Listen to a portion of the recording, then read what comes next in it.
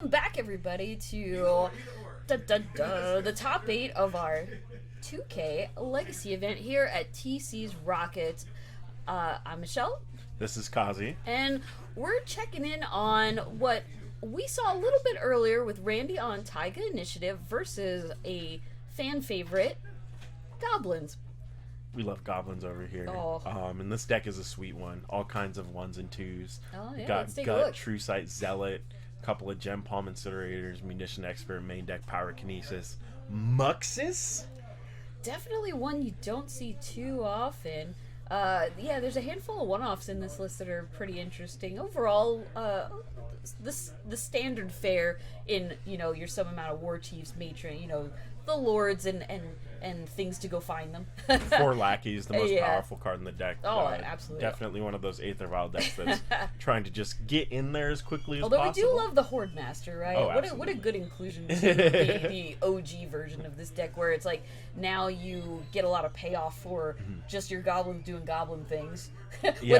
whether they're entering or dying, you're getting some sort of value. And Horde Master is a relatively recent addition to the deck too. Yeah, it just giving came it out, a lot of Dominarius? Yeah. Dominaria United, Yeah. giving the deck a lot of reach that it didn't have previously, and a lot of ability to outvalue, especially in combination with cards like Skirk Prospector or even Mog War Sling Gang Marshal. or Sling Gang Lieutenant, just things where you're getting a lot of ability to trigger that, because that's kind of where you fall off with some of the go wide creature decks like Goblins, right? Is you play out your initial hand, and then if you don't have a way to get some sort of further value, no cards to draw or anything, once your first couple of creatures die, you're just kind of drawing air. But like Horde Master helps stop you from doing that. And this doesn't really matter because it's not going to be pertinent in this matchup. But I think this is the first time I've ever seen a card that has the text "choose a background" on it in a competitive tournament. Oh, forgot. Yeah. Not exactly sure what he's gonna choose there. We might, if it He beats, can't. it- Yeah, he I was can't. Like, I was like, I think it's more just when he attacks, you may sacrifice another creature and artifact. If you do, you get to create the 4/1 black skeleton with menace that comes in tapped and attacking. Pretty aggressive, It's- considering the deck doesn't have the most aggressive slant in the Yeah. world. It shores up a lot of what it would lose by having the War Chiefs or the more copies of War Chief or Pile Driver, things like that, right? Yeah, I mean, it's a really interesting card just because it is a one-off. If they draw it, great. If not, they'll be all right. That's one of the sweetest parts about the Goblins deck, right? Is the fact that it's playing 4 main deck tutors means that almost whenever it wants, it can kind of go get whatever it needs. Yeah, if you're ready to, make your plays with Sling Gang Lieutenant, for example, not a card you even really want to draw early. Is you don't really want to see your 4-drops until you need them, unless you have maybe the early Skirk Prospector set up to power out one of your high-end cards. And let's not forget about the mana base. Definitely a couple sweet inclusions in here in order to shore up those blue matchups that are so prevalent in the format. We have 4 Cavern of Souls. We're also backing those up with 4 copies of Wasteland to destroy all the greedy mana bases in the format. Couple copies of Rishid Import, and I think maybe most interestingly is this one copy of Pendelhaven. I was looking at it too. I was like, all right, we're really going the distance on these 1/1s. But I think it's a fun inclusion, and I can definitely see some scenarios where that extra little push is all you really need once you've kind of gotten in there enough times. In this particular matchup, if we think back on Randy's deck list, a lot of early creatures, a lot of things, not a ton of ways to actually deal with the opponent's creatures, though. No. He's looking to do chalices on one and trinispheres and things that this Goblin deck doesn't necessarily care about. The deck that Randy's playing has significantly less evasion and less control elements than the mono white adventure deck or initiative decks that we saw in the previous format before the bans came down. But enough 2/2 blockers to not necessarily just get overwhelmed. And the thing is, 2/2s are bad against Pendelhaven.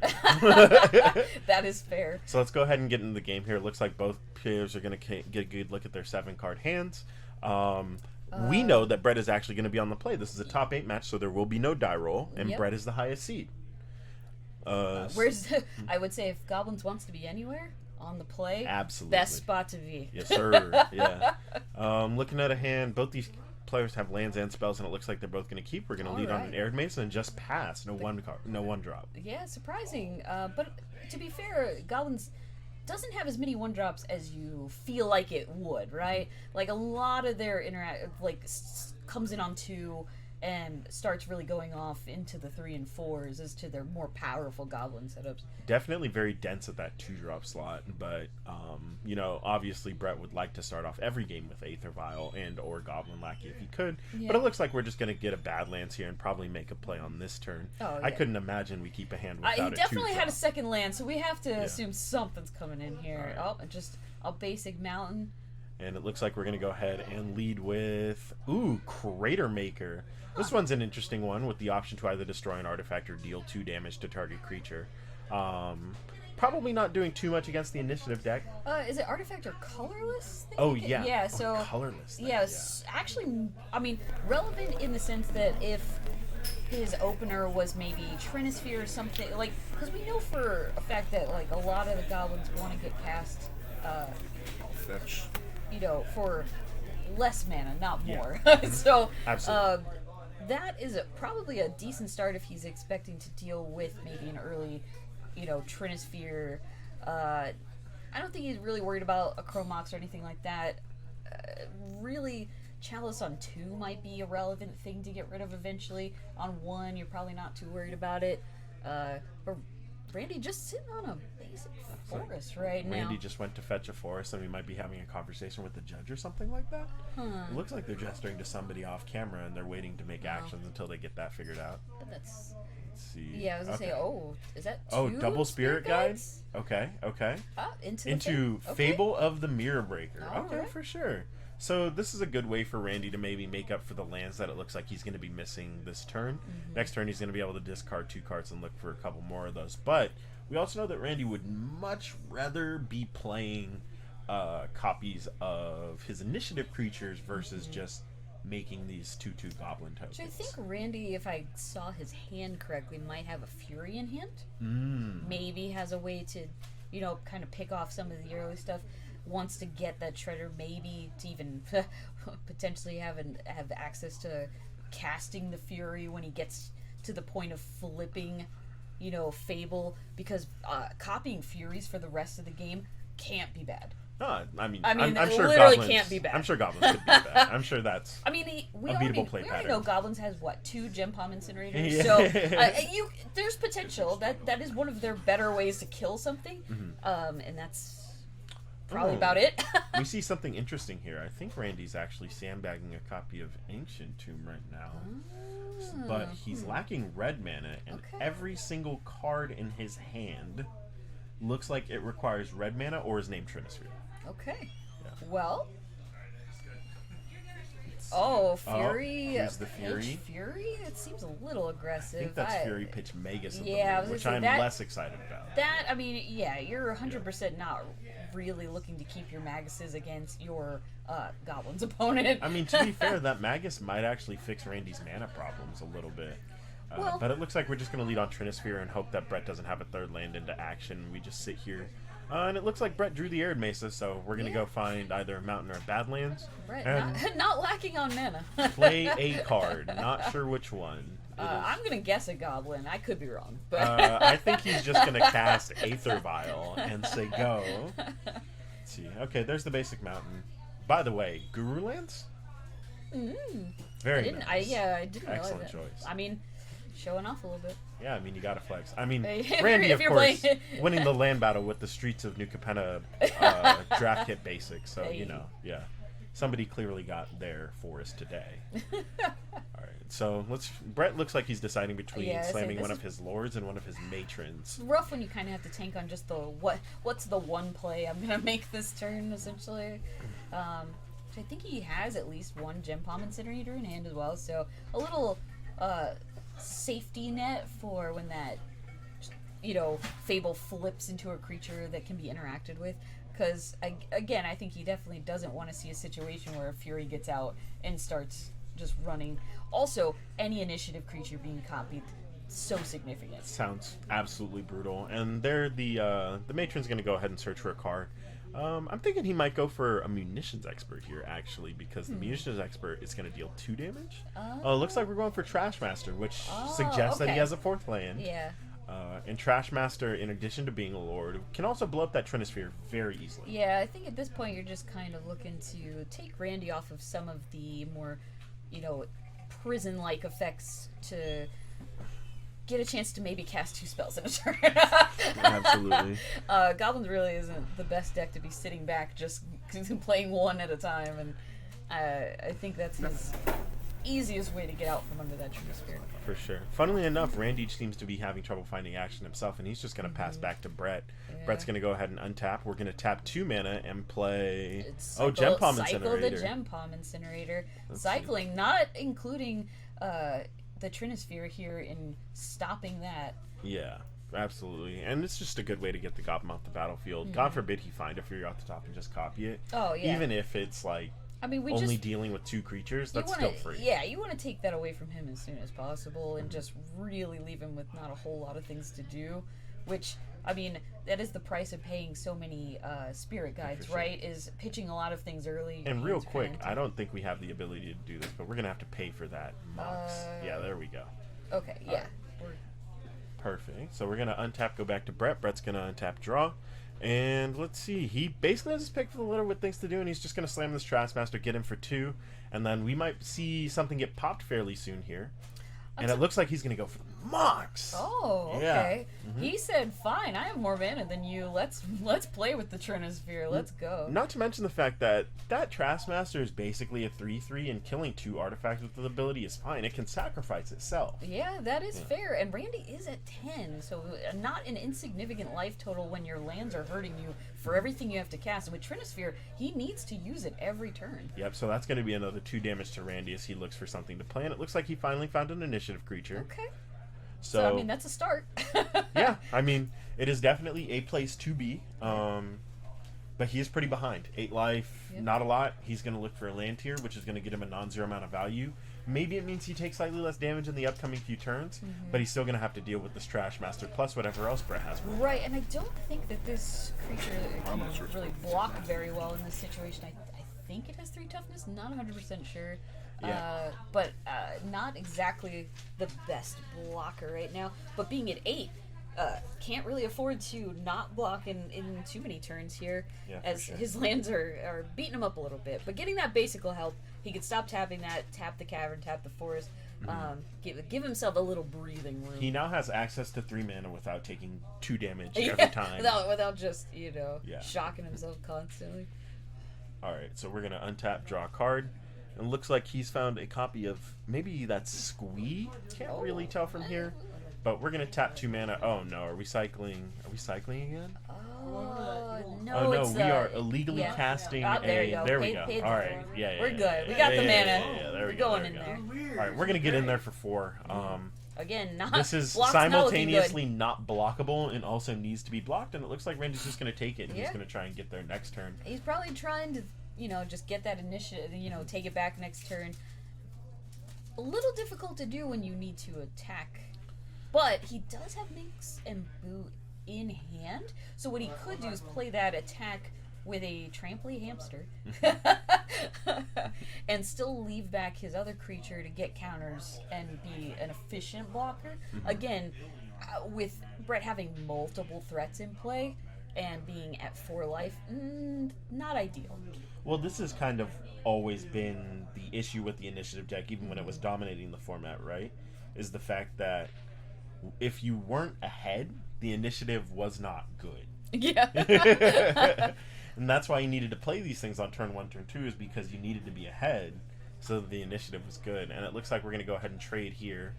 We're trying to figure out how this ability works. We trade a top card, a land. Okay. Doesn't sound like a goblin, but, walks like a goblin, talks like a goblin. At this point, Brett's probably happy to just not draw land anymore, probably not worried about it. Okay, for sure. Alright, and it looks like what we're really doing is we're just going to see what... Randy does have options here. He does have a copy of Fable the Mirror Breaker rolled up, But he's also definitely got that Minskin Boo, which is the more powerful card, but it would also require him to take 2 damage. Looks like he's going to go ahead and make the Goblin Shopping Token. Yeah, I mean, I think either way, he could have made a play here that doesn't kill him. but making another body is reasonable. Still falling a little short of, not dying to, like, Lieutenant off the top. Something like I think he can actually cast already, so... there's not a lot of outs here for Randy. He's definitely on a clock, and with Brett with so many cards in hand that were a little, slowed down by the Trinisphere, it seems like a difficult hill to climb right now. Well, not to mention the fact that this Goblin Trashmaster is now just huge. And then what's going on here? So is that a War Chief? Oh, okay, so this is just a lot of haste goblins, and he's gonna have a hard time. What is happening? How did he play that card?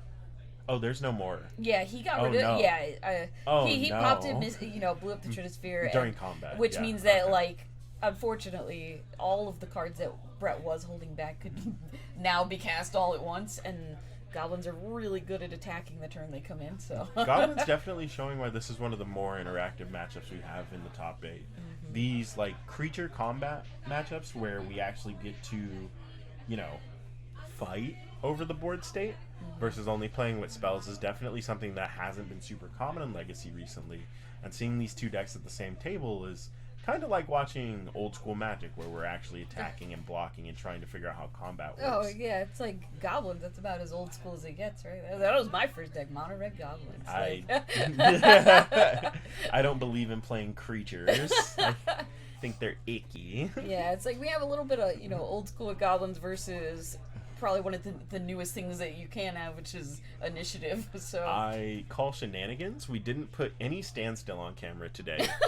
And the more was there any standstill in the room? Absolutely was not. it in the room with Nobody us, wants to be. I am the standstill.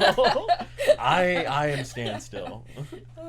Somebody should have played that deck. Overall, just so we I think could have put it on we camera. had a decent range of decks on screen overall. Yeah, Not for sure. No painter mirrors. No painter mirrors today. I was surprised by that. No initiative mirrors, All right, so let's see if we can get a look at the sideboards for either one of these decks at some point in the near future, because I know that we've both got some interesting options from either side. Yeah. Brett seems pretty set up. Those 2 main deck Pyrokinesises are very valuable in this matchup where both players are playing, very creature-centric cards. Taking a look at Brett's sideboard, we have a copy of Meltdown, copy of Cabal Therapy, Pyroblast, Shattering Spree, 2 copies of Blue Elemental Blast, 2 copies of Magus of the Moon, 1 Sorcerer's Spyglass, 1 Surgical Extraction, 1 Goblin Sharpshooter, 1 Goblin Settler, Earwig Squad, Mindbreak Trap, and 1 more copy of Pyrokinesis. What do you think you're interested in here?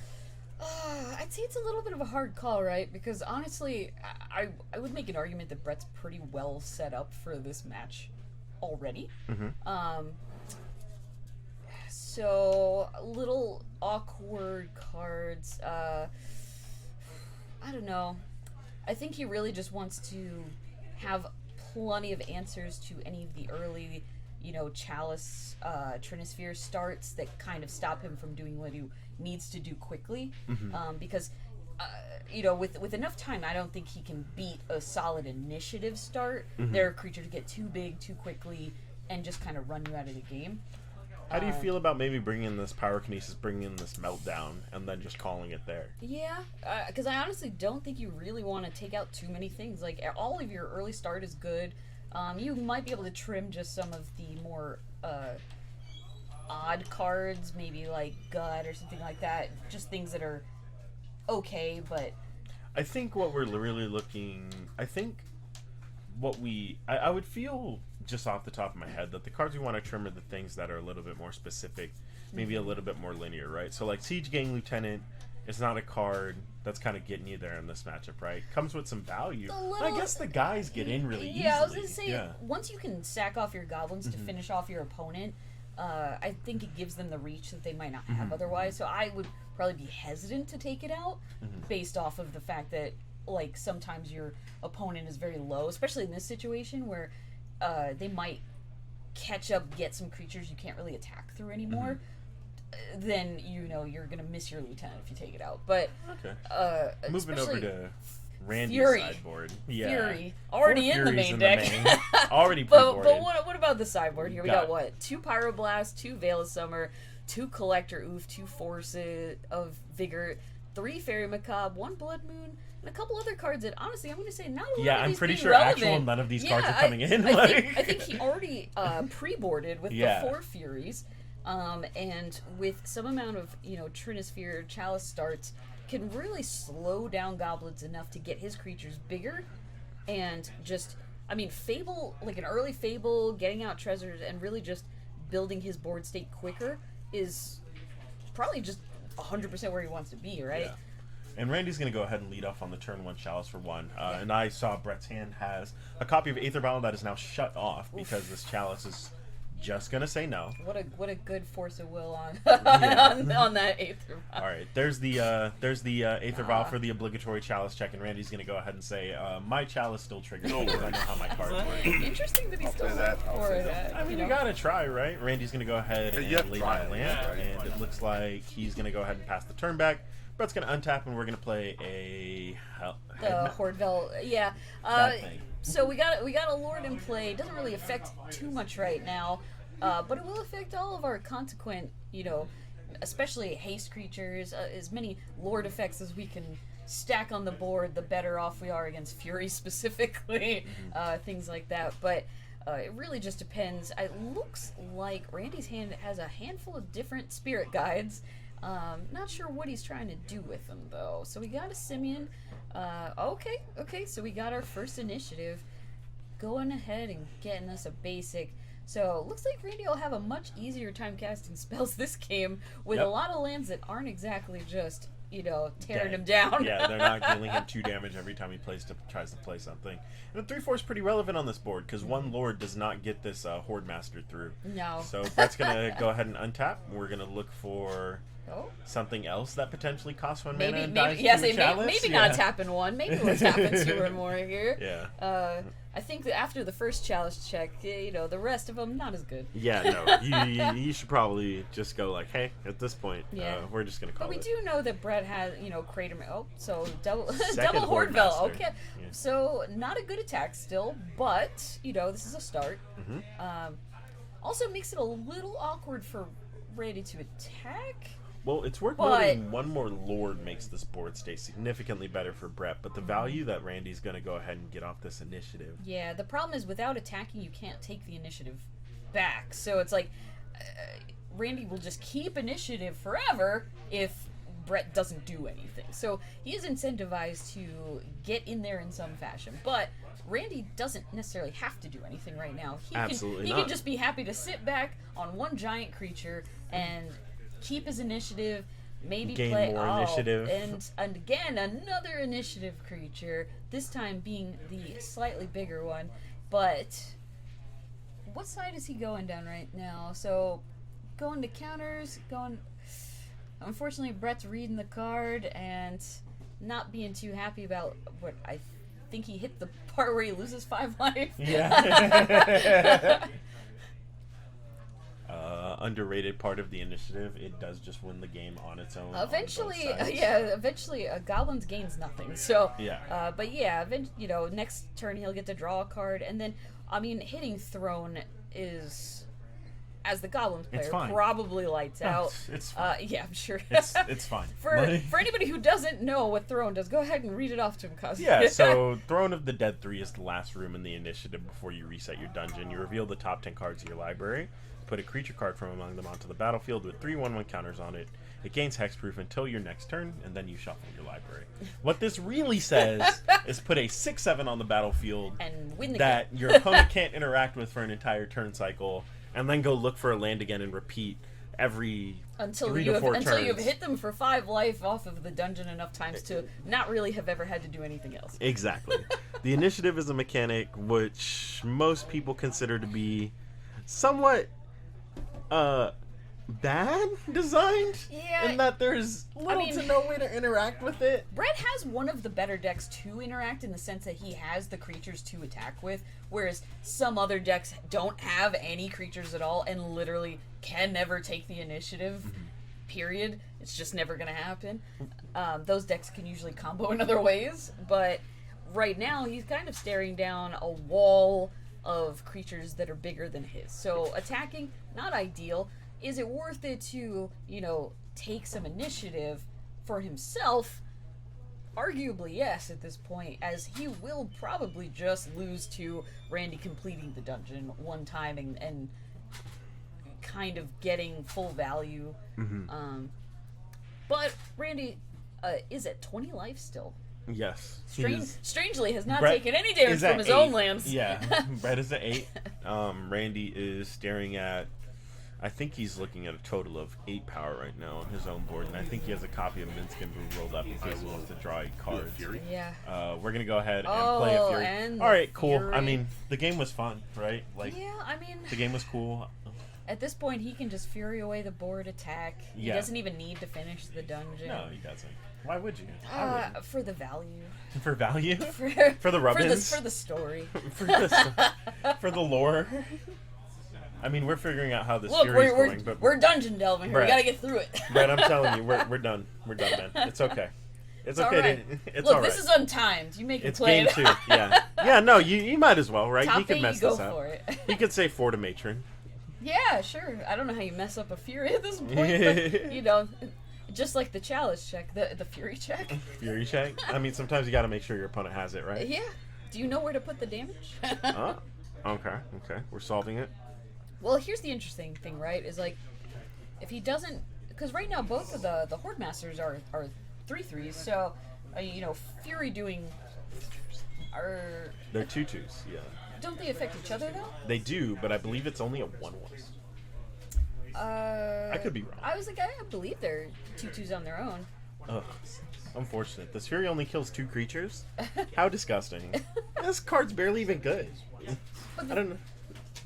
Oh, they are 1/1s. Yeah. Oh, okay. Don't know why I was so upset about it. This card's not even, like... The way he was tanking on it, I was like, oh, maybe they are 2/2s, and he's got to figure out that he needs to do, 3 to 1, 1 to the other, and then they die. But, it all worked out. Yes. That is correct. That is how that works. They carry so much weight, I just thought they were 2/2. Just assumed, yeah. Isn't that just the normal rate now? Is a 2-drop 2/2 that gives all my other stuff. Unless it's green, then it's like a they see 1 themselves 300 each. Yep, that makes sense. And on camera we see our local friend Jer giving our very good judge ruling. So, whenever another goblin control dies, exile the top card. Fury 100 way. Yeah, actually. Well, the thing if is, we find out, it'll be interesting. This Fury... Oh, you know what? Jer was letting them know how many cards these Horde Masters were exiling. Oh, okay. Yes. That makes sense. So I guess he wasn't sure about the way they die and how they trigger. Oh, okay. The way that Fury works, since it kills both the creatures at the same time, they both see each other's ability, which means they both see each other's ability twice because they see themselves They as both well. wave to each other as they run off to the yard and get their triggers. Yeah. And he's going to go ahead and impulse Brett's deck. Look at the top 2 cards of his library, I believe. Or, nope, looks like it's just 1. Looks like you got a City of Traders right there. Yeah. Don't really need it anymore, huh? For sure. And we're getting in. Attack, go ahead, chump block because you don't want to die. Sure. Yeah, that's fine. I mean... Still not looking great. I'm still wondering if he's going to let Throne of the Dead 3 actually resolve. I mean, I don't think he gets much of a choice here, It's right? free information. Sure. I don't know. If I was in Brett's, sure, Trinisphere. Just to make sure. All right, cool. Just to lock it down entirely. Chalice on 1, Trinisphere. Move on to game 3. Yep. Yeah. Okay. Fair enough. All right, we're gonna go ahead and go back to sideboards. Try and pull up Randy's sideboard just a little bit more to go over what those last couple of cards are. Although I think we were probably right on the first one. There's really not. Again, here we go. 2 Pyroblast. Not really looking at these. Veils, not doing anything. Collector. Absolutely nope. not. Actually, none of Actually, none. Yeah. Fairy Macabre. Got him. Yeah. Perfect. Yep. The one-off Blood Moon. Nope. Mindbreak Trap. And then, just in case your Goblin's opponent wants to show and tell, maybe you bring in them or cool. I don't know. I mean, honestly... that just seems like the thing that's happened on camera more than anything else today. It's so funny that the generic 3-mana 2/2s, these actual hill giants in Randy's deck that are called Magus of the Moon, are better than every other card in the sideboard. And then, look, Under Mountain Adventure, a 3/4. I was mixing it. So it's so large. So, Caves of Chaos Adventure, maybe you can block it, but it's still a 5/3 with trample. But, Undermount Adventure really holding the fort down with 4 toughness. Absolutely. Significant threat with vigilance. Not the card you want to see as the Goblin player. You feel like you might be able to put up with the Caves of Chaos Adventure slightly better than the vigilance blocker. Well, if I remember correctly, none of the staple goblins have toughness more than 2 or power more than 2, which means that every single one of in this list every single one of these low power goblins, like these low curve goblins, need 2 lords on the battlefield. How dare you? sorry. Lower on the curve goblins need 2 lords in play to get through that card. They're doing their best. Right? No, they're great. I mean, the thing is, they only work great as a team. And the card Fury says no to your team. I mean, it's kind of funny seeing 4 in the main deck. I told you pre-boarded. It's so weird seeing Pyrokinesis in Brett's deck. Yeah. When we get to see Fury in Randy's deck. Yeah, not exactly the same. I feel like we could be just playing more Furies. I mean, like, think you just switch that out for just Fury. Yeah, just play just make it be Fury. Yeah, just play the every Furies. Card is red. If your spells aren't free, what are we doing? Like, it would be an interesting thing if your Goblin's opponent decides to just cast a Fury. Probably not expecting it, not playing around it. Absolutely not. Well, the thing is, it's also a question of does the Goblins deck ever really have the luxury of playing around Fury? No, right? I don't. If you're playing slow enough to play around Fury, what are you really doing, right? You're getting beat by 3/4 initiative creatures. Yeah. You just have to make sure you're on 3/4 board. vigilance. All right. Well, the game's over. I mean, you really need your creatures out. You need your Gem Palm Incinerator to actually be relevant. And also that Chalice on one was backbreaking. Oh, the Chalice on one being on the play, Step 1, Goblins need to be on the play, right? That's where they want to be in this matchup. Yep. The difference between him being on the play and getting that vial in and not, huge. Absolutely. Huge. Let's see, and it looks like Brett's hand looks fine, has lands and spells. I say, as long as there's a mountain or 2 in there, he's probably feeling good about it. Randy's hand looks like Fable, Fury, card. I didn't see a lot of lands. Didn't see a lot of lands. But it looks like he's already on 6. Yeah. So he's going to go ahead and keep. He's going to ship one of those non-land cards to the bottom. We're going to play a mountain. We're going to play a Goblin Lackey. And we're really putting the screws to Randy. Finally a Goblin on 1. I don't think that's happened yet. Ooh, Once Upon a Time. Okay. What a fair and balanced Magic card that is. Very free. Maybe he was counting on that getting him the land he was missing, right? I mean, it did get some lands, but they are not the most colorful ones. Yeah. I mean, it's a little hard to see Randy's hand as to what he's looking for here, but he has options. Definitely looks like he's angling towards that Ancient Tomb. Okay. He's going to go ahead and reveal that. He's willing to take the hits. It must mean that he really needs to just power something out here. Mm-hmm. Go ahead, draw a card. We're going to take a look at our hand, slam an Ancient Tomb. We did draw an Elvish Spirit Guide, so we are pretty close to getting one of these initiative creatures on board, which would also conveniently block the Goblin Lackey. Chalice on 1. Chalice on 1 is going to be letting... We're going to go ahead and just Fury. fully 2-for-1 ourselves. Super aggressive Fury. I mean, if that Lackey hits... God forbid Brett put in a month. Yeah, I mean... Pretty sure the game ends. Can definitely understand it, if you're Brett, are you still probably okay with the fact that a Fury only traded for 1... Oh, and off the top? Oh, no. Was that off the top? I don't even know if he had that. Yeah, I don't think he did. That's a brutal wasteland. Because that's all of Randy's mana. Yeah, he has no more lands. He did not. He's out. He has another challenge that he was ready to try to set something Tanks up. tap, Brett. Just play 2-drop. But Brett with no good follow-up. Oh my god. Randy actually has access to 2 mana. It's just that. But is he willing to pitch 2 just for a chalice? I think, getting a creature with the initiative into play, getting a basic, that's where he needs to be, right? That's the start to get back into this game. He could hit an Ancient Tomb here and feel pretty okay about it, because he could slam one of these. Still could give the life here. Randy rubbing the table for good luck, and he's going to draw another I believe that's just the green initiative creature, yes, so sir. not... we got part of the strategy here. We got spirit guides. We got the initiative creature. Just need the land. And we love to see a matron discounted. Yes, also sir. Also the fancy matron. All right, Randy's going to go ahead and scoop it up. Just missing 1 too many land drops there. Sorry, Can't Randy. really get anything on board. Yeah. Unless City of Traders lets you cast something, but at that point you're staring down 3 or 4 creatures. Yeah, what are you going to do? He kept the hand knowing that, he could get free spell, get the land set up, he had a solid start in reasonable answers to things, right? But after losing that land and just not hitting it, I mean, and how a many hard, of your a hard battle. how many of your 6s look better than the one that he kept? Right, he had interaction, had the Chalice on one, and had the Once Upon a Time to look for a land. Yeah, rushing out an initiative creature was probably ideal, and then unfortunately got taken away from him by one simple land eating another land. And what's funny is that if we think about the previous initiative deck, if that hand has a bunch of the wide initiative creatures that only cost 3 mana, it's a whole different story. Oh yeah. This deck is a little bit more top endy. Really 4 mana spells is where they're at. Maybe hard casting and Fury, but not really. Like the white initiative version, a little bit faster. Dummy aggressive, absolutely ridiculous, hard to play against.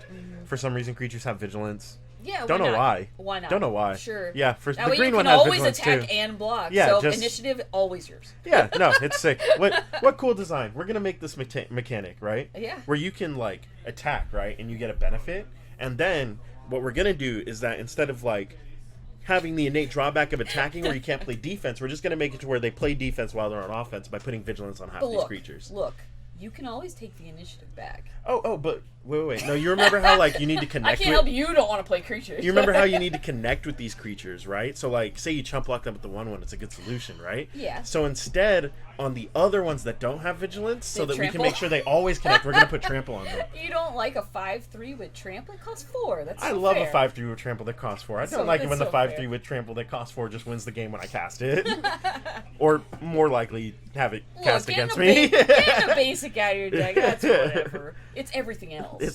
I mean, it's a basic. It's 2 1/1 counters. It's another creature. It's a card. It's 5 life. Yeah, and it's like it's all just kind of free. Like what? It's like if these initiative creatures basically say, "All right, you're gonna play about like 5 mana worth of spells, plus this creature's value. Yeah. But it takes like 3 turns to do it. Are you cool with that?" Yeah. I'm like, yeah. Most of the time, I'm pretty okay with that. Yeah, like, it's so free. it's free. Yeah, it's free. What are you supposed to do? Sometimes you can just beat somebody up with a 5/3 or trample, and the initiative wouldn't even matter. Yeah, no, for sure. Would just be good. That's the best part. Would just be good enough. Sometimes you're just playing a 3/2 on turn 2. Like, I think that's solid. I've For got the Legacy, Blood Tide Harvester. Yeah, like, maybe that's what's missing. Maybe this format needs more Blood Tide Harvester. Oh yeah, for sure. Yeah. Well, Harvester, a copy with my Fable. Ugh. Yeah. Oh. Can't win anymore. Absolutely not. Talk about busted combinations of cards. Yeah. Although Fable copying Fury, second best. It's fine. It's medium. Yeah. Blood Tide Harvester, actual ace card. I've won a lot more games copying Blood Tide Harvester. Look, all right, if we're gonna compare Legacy and Pioneer matchups here. All right, and let's get a look at this deck one more time as we go into the next round. Maybe we'll see it again. One of the issues that Randy might have been having is the fact that he didn't really see Wasteland Mission Import in That's game true. 1 or 2. That's so he might true. not have actually known that he was on. He did not most see Goblin decks are playing these cards. Because they can.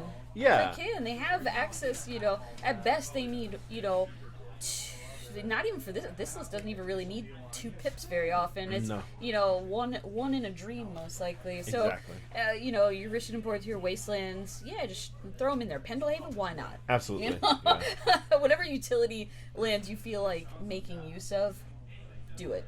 Yeah, and we know these decks are probably going to play a non-zero amount of Cavern of Souls. Obviously, we're going to play 4 intervals. You have to respect the counter spells a Can't little die. bit. Can't just die to Force of Will on Don't turn get 1. dazed. Yeah, for sure. Don't ever get dazed. Don't get dazed, kids. If they're Force Will, you're like, all right. Yeah, I mean, that's at least fair. Force of Will is like a real card. Getting Yeah. Force Spiked for free is like, Yeah. come on, man.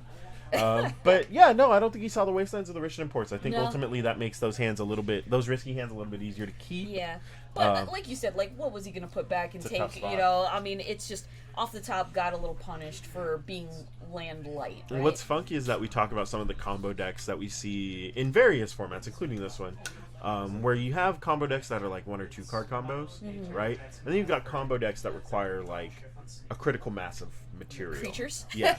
Well, not just Goblin, creatures, right? The Goblin combo. Yeah. But less about this, more about Randy's deck, where Yeah. Randy going from 6 to 5 means something because he needs 3+ cards to play that initiative creature on turn 1 or 2. Yeah, you're really Right? not trying to play fair Magic where No. you're hard casting on on your turn 4 and playing a creature. You want that as quickly as possible because you really want to get that initiative going and not lose it. Like, taking a look here, what we're really trying to do is we're trying to play creatures that would be fair on turns 3, turns 4, and just play them on turn 1 and turn 2. Yeah, sure. Right? I mean, turn 2, solid. Turn 1, Better, sick. even better. Sick. Sick. Absolutely. In this matchup, you I'll don't play really Hill fe- Giant on turn you don't 2. really feel like you could even be punished for it, even if it took most of your hand, right? Like, Yeah. like No what's, force what's, of will. Yeah, what's stopping you? Absolutely. Gem Palm Incinerate cannot do that much work that early. Yeah. So it's realistically, if you can rush, even a 3-4 out early, take the initiative. You're most likely not losing it. That's enough. Yeah, That could be especially enough. considering that a lot of the ways that you lose that card quantity is by discarding cards in order to create mana, right? Whether that be Chrome Moxes or Spirit Guides. And then the first thing the initiative does is just go get you a land so you can continue. And what could happen too is you rush out your early, Undermountain adventure, right? And then turn 2, you just go ahead and stick the Trinisphere. Yeah. It's easy. How do you lose after Yeah, that? how do you lose? I mean, if they have that many answers, Yeah. gosh, I don't know what they're doing to have answers to your creature, your Trinisphere, so many things. They don't even have 3 mana yet. And maybe a concept we don't talk about a ton with these like kind of material combo decks. I understand this isn't a combo that wins the game immediately, but it tends to win the game when you can do it on turn 1, turn 2. Is that with these critical mass decks, sometimes you just can't continue, right? Sometimes you have just a fail rate, and I think that was one of those games where we kind of saw the fail rate of the deck. Yeah. Where like we kept a hand that was keepable but risky, and we saw the risk. We're like not punished by our opponent necessarily, but punished by the fact that sometimes our deck just refuses to function. Right? Yeah. And unfortunately, that's part of the game we all play, which Oh, is yeah. why everybody should just play Force of Wills and Brainstorms. I mean, we already saw that, he had a pretty reasonable hand. Absolutely. Unfortunately, just one piece of disruption, and in this case being, Wasteland, Yep. your only land. Yeah. But it looks like, we'll take a break. Yep. Come back after quarterfinals, and see who's up next. Yep. And we'll go ahead and be back in 30 minutes when they finish all the matches. Untimed. Yeah, So untimed matches. we'll do our best I'm gonna to go get it. to go, roll them through real quick.